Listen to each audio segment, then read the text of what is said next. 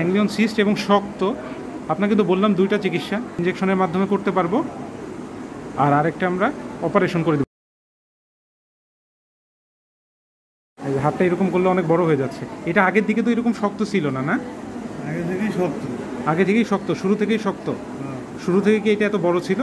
না, আগে ছোট ছিল। ওই সময় হোমিও ওষুধ খাইতে কাজ। আচ্ছা, হোমিও ওষুধ খাওয়ার পরে আরও বেশি শক্ত হয়ে গেছে, না? তাহলে আপনার এটা গ্যাংলিয়ন সিস্টই। হ্যাঁ, এটা গ্যাংলিয়ন সিস্ট এবং শক্ত। আপনাকে তো বললাম দুইটা চিকিৎসা, যে একটা আমরা ইনজেকশনের মাধ্যমে করতে পারবো, আর আরেকটা আমরা অপারেশন করে দেবো। তো আপনি মনে হয় অপারেশন করতে যাচ্ছেন, আপনার কথাবার্তা যেটা ভালো হইব আপনার, আমরা তো এটা না। আমি তো বললাম যে অপারেশন করলে হালকা একটু স্কিনে দাগ থাকবে, যদিও আমরা চেষ্টা করবো কসমেটিক সেলাই দেওয়ার, যাতে দাগ না থাকে।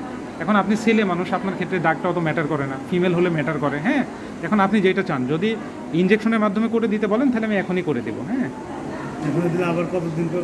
এটা দিলে এটা আপনার অনেকের ক্ষেত্রে দেখা যায় একবারে ভালো হয়ে যায়, অনেকের ক্ষেত্রে দেখা যায় হ্যাঁ না হলে এটা আবার হয়। আবার হলে আমরা 21 দিন পর পর দিই।